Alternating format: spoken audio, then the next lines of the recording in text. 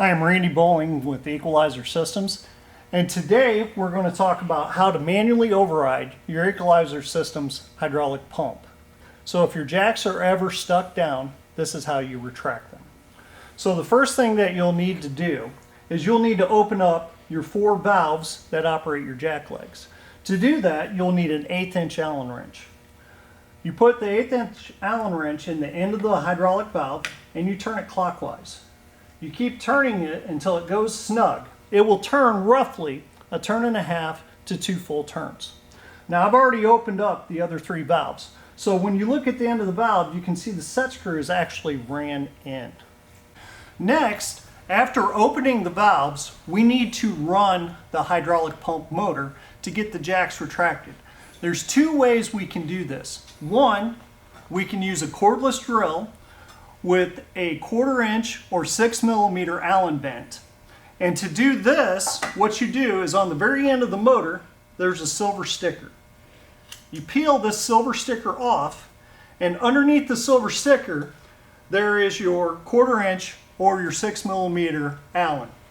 So you basically just put your cordless drill in the end of the motor and start running it. And when you're running the motor, it will retract your jacks. You continue to run it until the jacks are retracted. Now, if you don't have a drill and you don't have a 1/4 inch Allen or a 6 millimeter bit, the next thing that you can do to run the pump is actually take the 2 wires off the end of the pump motor. The 2 wires off the end of your pump motor is a black wire and a red wire. Now, this pump motor is birotational, which means it runs both directions. So, the red and black wire color does not mean power and ground. So when this pump is extending, the red wire has voltage on it and the black has ground. When it's retracting, the black wire actually has voltage on it and the red wire has ground. So what you want to do is you want to take those 2 wires off. Next, you want to take a set of jumper cables and hook to those 2 studs on the very end of the pump motor. And then the other end of your jumper cables, you want to hook up to a battery, which we have right over here.